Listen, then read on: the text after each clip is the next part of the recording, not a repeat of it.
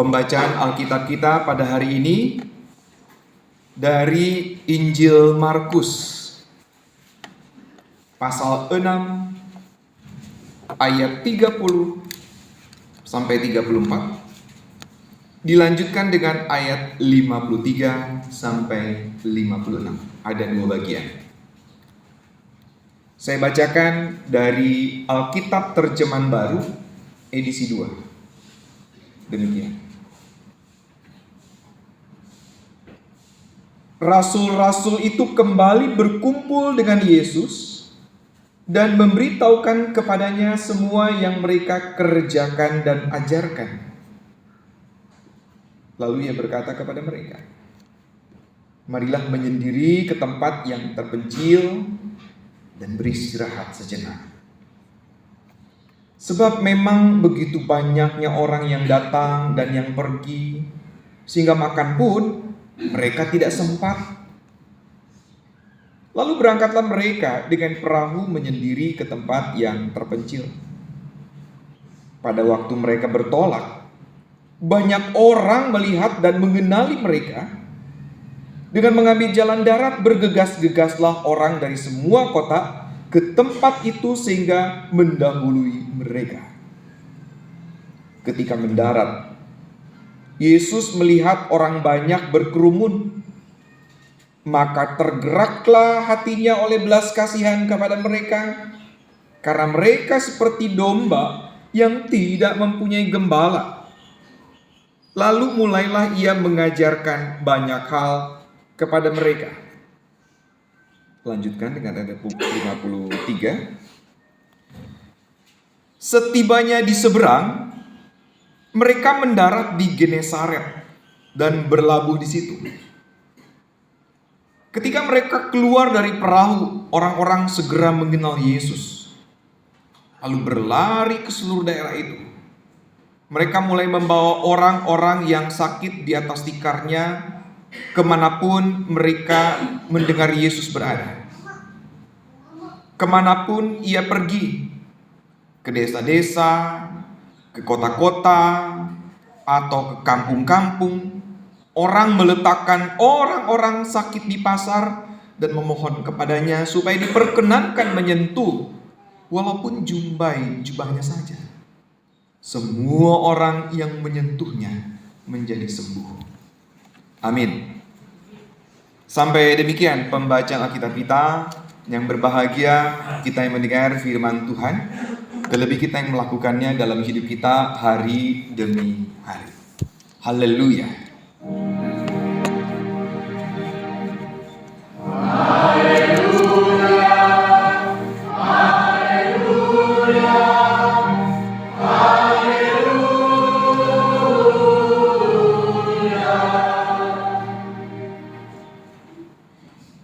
Bapak Ibu, Saudari dan juga anak-anak yang kasih Tuhan, tema renungan kita hari ini menolong bukan karena pamrih, melainkan karena bersyukur kepadanya. Menolong di sini saya mau ganti dengan istilah berbuat baik. Sama nggak sih menolong dengan berbuat baik? Sama, kurang lebih ya. Tapi pertanyaannya, seberapa baik sih perbuatan baik itu? Kalau kita menolong, sampai batas mana kita menolong? Pernah nggak nanya-nanya pada diri sendiri tentang itu? Mungkin ada seseorang, ada tetangga, saudara, kerabat yang udah kita tolong, sering bener kita tolong. Tapi kayaknya orang ini bukannya menjadi lebih baik, tapi kayaknya malah jadi pemalas gitu loh. Lalu kita akan menghentikan pertolongan kita? Atau menolong seperti teman-teman saya waktu SMP. Jadi kata teman saya itu berbuat baik loh, memberikan contekan. Memberikan contekan berbuat baik gak tuh? Baik ya? Baik. Atau yang namanya perbuatan baik itu jadinya akan diukur dari mana? Saya ambil contoh begini Bapak Ibu.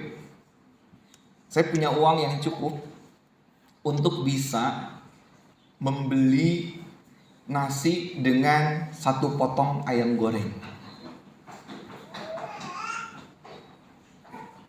Kalau ada lebihnya mungkin akan ada tempe goreng atau tempe apalah gitu ya. Gorengan lah gitu ya. Lalu saya memberikan buat Bapak Ibu sekalian semuanya tiap hari, pagi, siang, sore.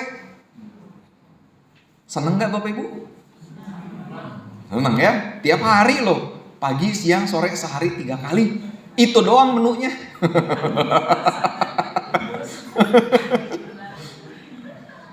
Baik, mungkin banyak orang akan mengatakan, wah Pak Sulu ini baik banget gitu loh kan.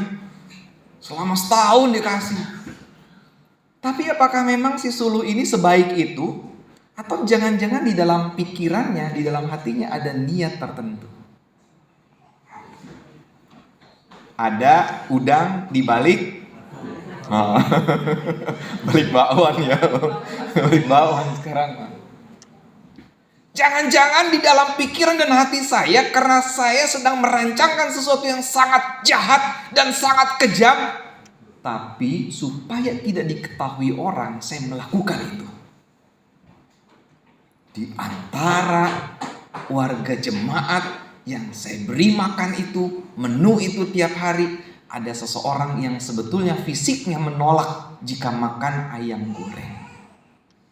Dan secara perlahan-lahan terakumulasi, orang itu akan kena serangan jantung lalu mati. Lalu orang akan melihat dia mati secara Siapa yang tahu sejahat itu pikiran saya dan hati saya? Betul nggak? Jadi yang namanya baik itu seperti apa baiknya? Seberapa baik yang namanya baik itu?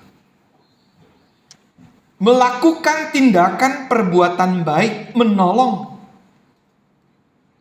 ada motifnya. Pasti, tidak mungkin tidak. Tapi kita mau belajar bersama dari firman Tuhan hari ini. Motifnya tuh yang diperkenankan Allah itu yang seperti apa? Ada motif, berbuat baik itu ada. Menolong juga ada motifnya. Tapi motif apa yang diperkenankan oleh Allah untuk kita dapat berbuat baik, untuk kita menolong seseorang? Nah, tentang hal ini Bapak Ibu, saya mau mengulang. Ini sebetulnya pengajaran dogmatik gitu ya. Mestinya pada saat katekisasi ini sudah dikenal. Mestinya. Yaitu paradigma keselamatan. Saya hanya membandingkan dengan agama Yahudi lah. Daripada dengan agama-agama yang lain.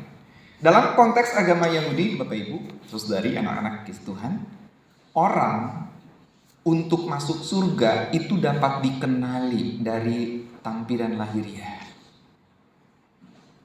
Yaitu mereka yang diberkati. Ukuran yang diberkati itu yang kayak apa? Banyak duit? Ya. Itu salah satunya. Makanya nanti Bapak Ibu, mungkin suatu ketika akan ada kesempatan buat kita berdiskusi atau PA terkait dengan percakapan Tuhan Yesus dengan orang muda kaya. Apa yang supaya aku selamat, aku harus bagaimana Tuhan? Oh, kan gitu kan? Nah, ditanya sama mereka, sama orang itu. Lalu dijawab Tuhan ini. Lalu terakhir Tuhan Yesus bilang begini. Kalau kau sudah melakukan semua itu, sekarang juallah hartamu, bagikan kepada orang miskin. Orang muda itu pergi ngeloyor, gak ngomong apa-apa. Karena di balik pikirannya, konsepsi orang Yahudi pada umumnya, loh, gue udah dapat karya keselamatan, gue udah punya jaminan masuk surga, sekarang kok gue harus jual, gue jadi orang miskin. Itu sederhana loh, pikiran sederhananya. Karena dalam konsepsi orang Yahudi, pemahaman tentang keselamatan itu dimulai dari Allah yang menciptakan alam semesta dengan sangat baik, sempurna. Itu titik pertama. Titik kedua, manusia yang kerok. Manusia melakukan kesalahan, pelanggaran, dosa dengan memakan buah pengetahuan yang baik dan benar. Baik dan jahat, bukan baik dan benar. baik dan jahat. Pohon pengetahuan. Pelanggaran itu adalah pelanggaran atas perintah Tuhan supaya mereka, laki-laki dan perempuan, tidak mengambil buah itu, tidak memakannya juga. Jadi poin pertama Tuhan menciptakan, poin kedua manusia diam kerok. Akibatnya apa? Manusia diam kerok, akibatnya apa? Ada dampaknya enggak?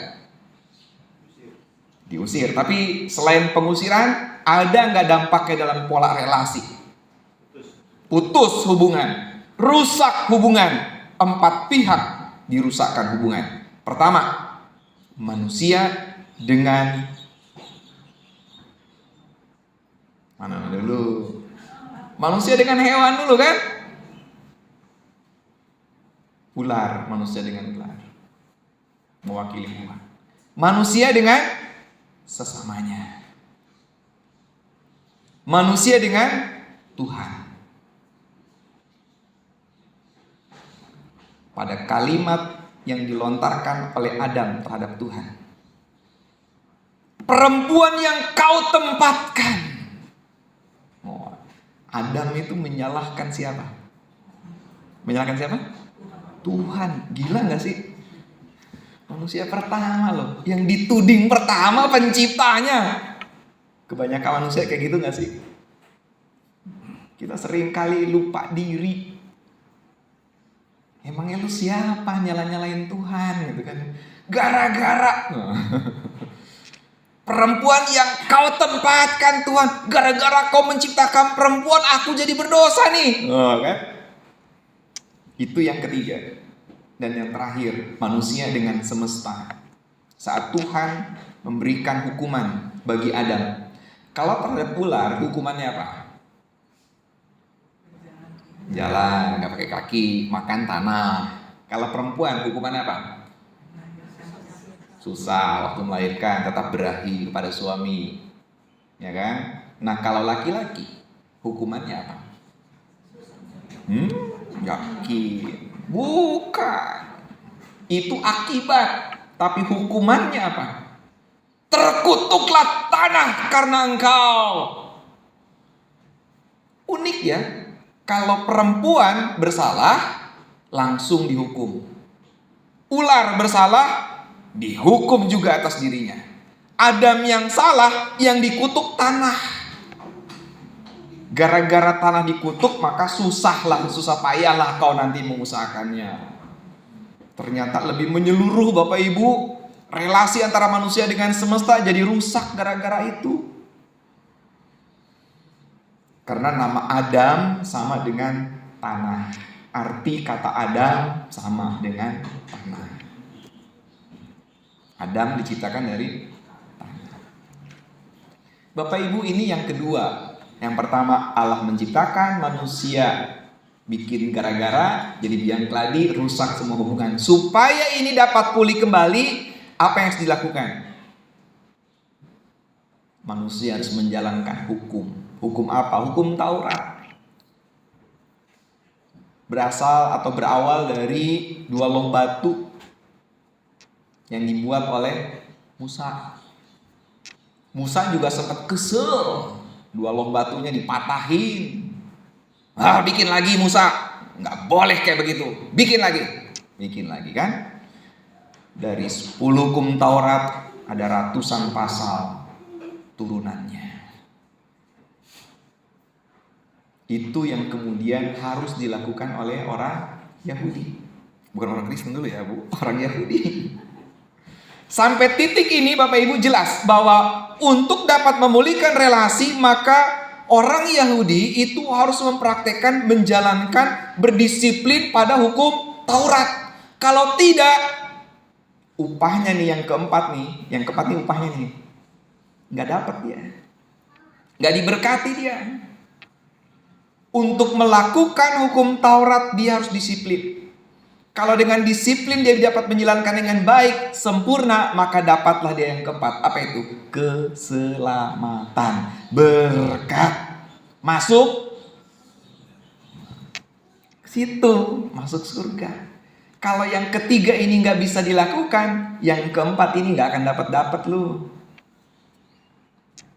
Tapi nanti dari lahirnya akan ketahuan. Orang yang melakukan yang secara baik pasti akan kelihatan nih dalam kehidupannya. Hidupnya aman, tentram, kaya, banyak harta. Itu diberkati itu. Itu tercermin. Pandangan seperti itu tercermin dari kisah tentang Ayub, Bapak Ibu. Ingat, waktu Ayub mengalami penderitaan. Mulanya itu kan Ayub itu kaya, benghar banget.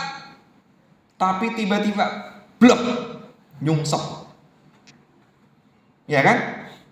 Dan teman-temannya, 3 teman Ayub, Bildad, Zofar, Elifas, bilang, pasti gara-gara ada kau salah. Kau punya salah nih yuk.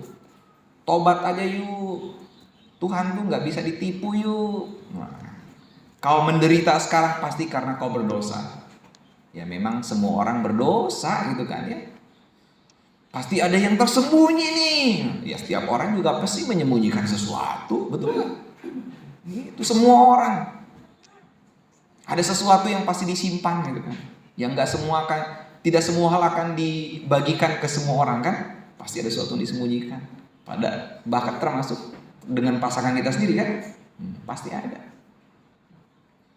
Jadi pandangan bahwa orang menderita karena dosa, orang menderita karena melanggar hukum dan sebagainya, itu sangat marak pada saat itu. Tapi kisah tentang Ayub mau mengatakan, bukan kok. Ayub menderita bukan karena dia berdosa. Motifnya ia mengalami penderitaan karena apa, Bapak Ibu? Kenapa Ayub menderita? Ada yang tahu nggak Ayub menderita? Ya? Diizinkan? Betul. Kalimat itu penting. Diizinkan Tuhan. Karena ada transaksi di situ antara iblis dengan Tuhan. Jadi ceritanya lagi ada obrol nih. Tuh lihat anakku Ayub, hambaku Ayub hidupnya benar, hidupnya baik. Iblis bilang, ya iyalah. Gimana dia gak memuji memuliakan Engkau Tuhan? Engkau memberikan kekayaan, Engkau memberikan anak-anak yang baik, Engkau memberikan keluarga yang oke semua. Coba kalau dia menderita, apa dia masih memuji memuliakan Engkau? Oh ya udahlah, dah kuserahkan dia ke dalam tanganmu. Tapi jangan kau sentuh nyawanya. Cuman itu catatannya. Jadi penderitaan bukan melulu karena dosa, tapi karena Allah mengizinkan supaya seseorang itu bisa belajar tentang sesuatu. Nah itu. Dan dalam konsepsi orang Yahudi itu marak loh Bapak Ibu. Orang menderita karena dosa, orang miskin karena dosa, orang sakit karena dosa. Apalagi sakitnya itu bawaan lahir. Buta sejak lahir, lumpuh sejak lahir, pincang sejak lahir, macam-macam. Oh itu dosanya dosa dari nenek moyangnya itu pasti. Itu pikiran. Kalau dia lahir sempurna, waduh dia diberkati. Apalagi kalau dia nanti tumbuh menjadi anak yang baik, besar, kaya, wah diberkati, nomor 1 masuk surganya. Beneran, ada jadwal antriannya itu untuk masuk surga. Gitu. Bapak Ibu, ini konsepsi mereka. Jadi konsepsi orang Yahudi yang ketiga adalah mempraktekkan hukum Taurat supaya mendapatkan surga.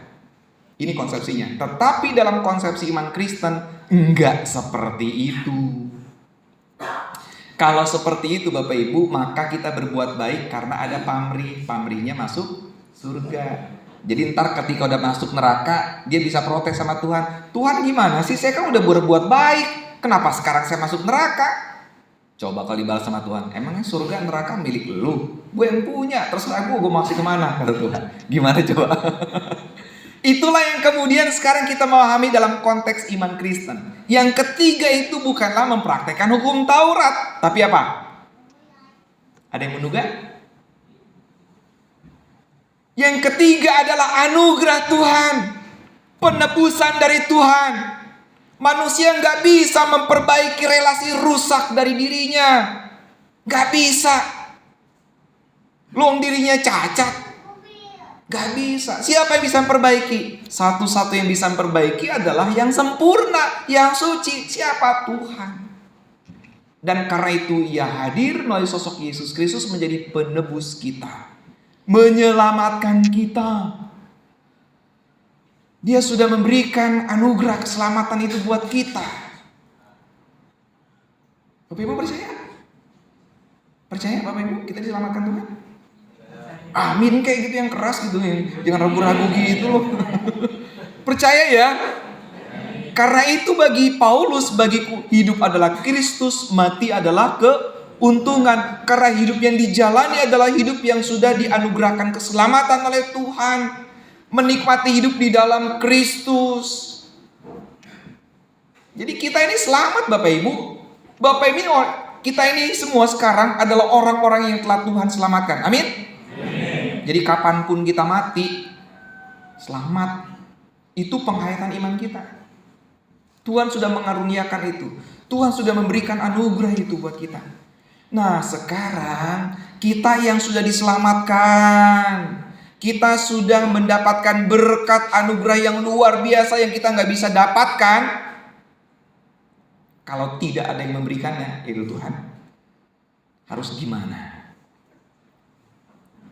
Yang keempat adalah mempraktikkan hukum kasih.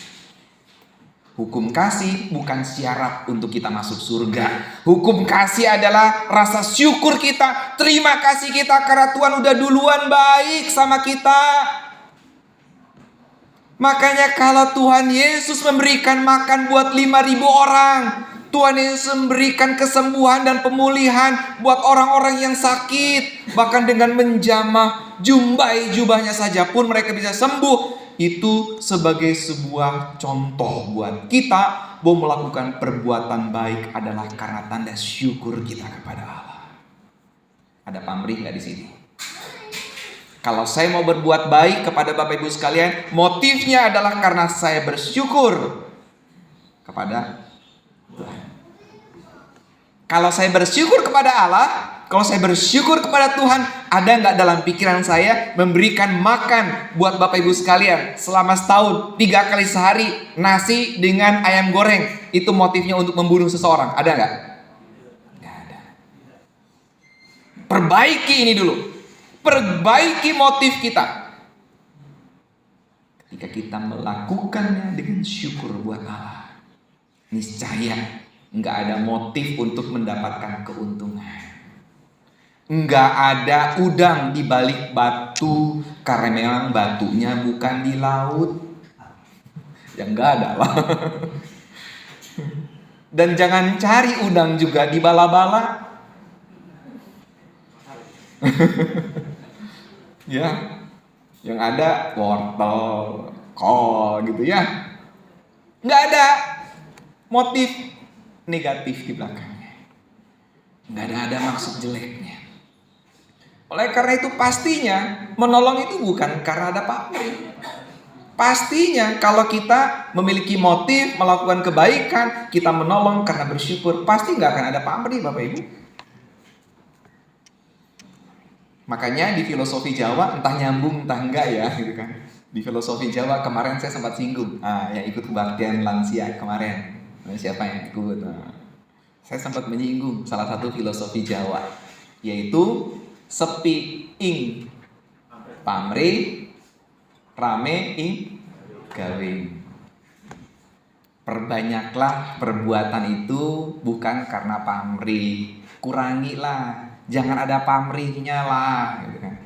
Kalau bekerja aja lah, nggak usah diapain ya. Tapi motifnya jelas, jadi nyambung ya. Filosofi Jawa ini jadi nyambung dengan pemahaman dan konsepsi kita tentang bagaimana berbuat baik, bagaimana kita menolong. Karena motifnya adalah karena bersyukur. Mari kita menolong karena memang bersyukur kepadanya. Saya melakukan perbuatan baik buat Bapak Ibu sekalian bukan demi Bapak Ibu. GR out Bapak Ibu. Gitu loh. Misalkan Bapak Ibu antara suami istri saling sayang terhadap suami, terhadap istri.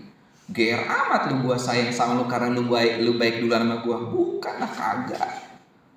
Gue sayang, gue cinta sama lu karena Tuhan, demi Allah. Kita melakukan untuk Tuhan Bapak Ibu. Maka kalau kita melakukan untuk Tuhan, tulus, ikhlas, pasti minim yang namanya pertengkaran di keluarga. Kalau pasangan suami istri melakukannya demi Allah gitu kan ya, pasti ikhlas gitu kan ya. Pasti nggak minim pertengkaran tuh, pasti minim. Pasti. Karena kalau orang yang melakukan kebaikan untuk pasangannya supaya pasangannya baik, satu ketika dia akan mengatakan, gue udah sekian tahun loh baik sama lu kok nggak ngerti-ngerti sih sama gue. Iya nggak sih?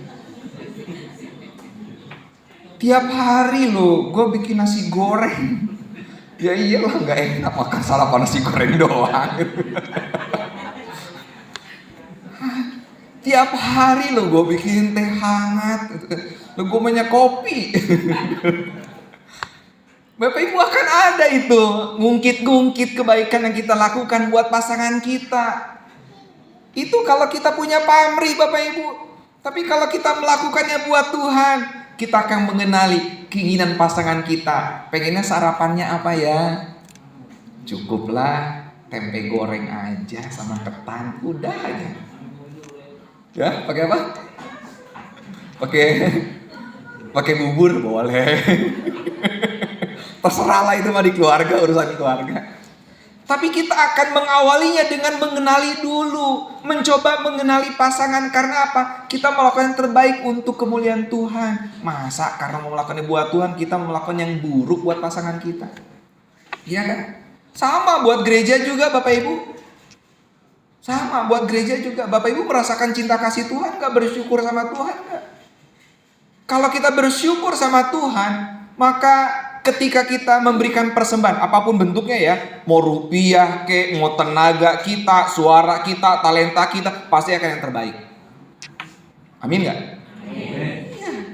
Misalkan jadi pro kantor, jadi pemusik, ada yang nyinyir tuh di belakang, suaranya kok gitu banget sih. Jadi pro kantor suaranya lari-lari, misalkan gitu ya. Pada latihannya udah seminggu, tiap hari pula, capek pula, nggak dikasih ongkos. Gitu ya. Tapi kalau kita melakukannya untuk Tuhan, puji Tuhan, betul nggak? Jadi orang nyinyir, dia kan nggak tahu gimana prosesnya, kan gitu kan? Akhirnya kita jadi memberikan pemakluman. Itu hati kita tetap adem, tentrem, betul? Iya, karena kita melakukannya buat Tuhan. Kita memberikan persembahan nyanyian, suara kita yang terbaik untuk Tuhan. Oleh karena itu, Bapak Ibu, ini mah intermezzo aja gitu ya. Kenapa kalau dalam kebaktian biasanya saya tidak ikut nyanyi gitu kan ya? Karena saya malu sama Tuhan. Karena kalau saya nyanyi biasanya ada yang sakit telinga gitu kan. Fales suara saya Bapak Ibu. Beda sama anak saya gitu. Kalau Bapak perhatikan coba, kalau kebaktian tuh rata-rata saya cuma diem. Karena itu, karena malu saya sama Tuhan gitu. Jadi kalau saya berikan persembahan, biarlah saya berikan persembahan melalui renungan yang sudah saya persiapkan dengan sebaiknya. Gitulah kira-kira. Kan begitu ya. Termasuk juga ketika Bapak Ibu hadir membawa persembahan berupa nominal, rupiah. Berikan yang terbaik. Gimana cara memberikan persembahan yang terbaik? Doakan dari rumah. Jangan doakan ketika udah ada dalam gedung gereja. Mau 2.000 rupiah, mau 100.000 rupiah. Ketika kita sudah bawa dalam doa dari rumah dengan ungkapan syukur kepada Allah, niscaya itu jadi berkat. Amin kan? Niscaya jadi berkat. Siapkan itu dari rumah. Bukan sisa.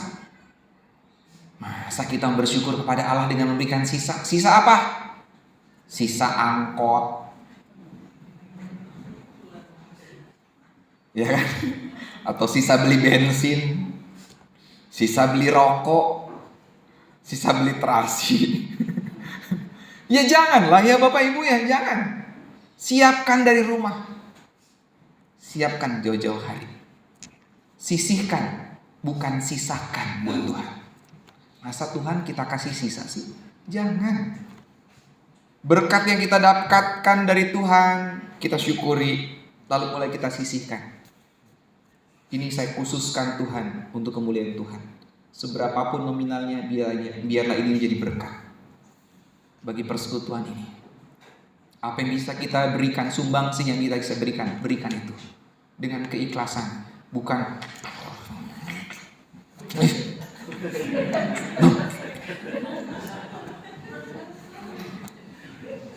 duit gereja gitu, duit. Jangan ya Bapak Ibu ya. Bapak Ibu kalau memberikan dengan cara seperti itu, uang 1 juta tuh jadi nggak ada gunanya Bapak Ibu, beneran nggak jadi berkat Bapak Ibu, benar loh. Akan terbukti kok. 5 roti 2 ikan dengan ungkapan syukur jadi berkat buat 5.000 orang, betul gak? Banyak orang jadi berebutan. Jadi 1 juta orang jadi berebutan, silih sikut, jadi nggak berkah, betul nggak? Karena dari hatinya udah nggak bersyukur, hatinya udah nggak beres. Mari bersyukur dengan ikhlas juga. Mari menolong dengan syukur. Mari berbuat baik dengan syukur. Hidup yang kita jalani, mari kita jalani dengan syukur. Niscaya Bapak Ibu akan bahagia. Ya, jangan nunggu bahagia, Bapak Ibu baru bersyukur. Jangan nunggu bahagia ya, baru bersyukur, jangan. Tapi berbahagialah. Berbahagialah. Bersyukurlah. Niscaya Bapak Ibu akan bahagia. Tuhan berkati.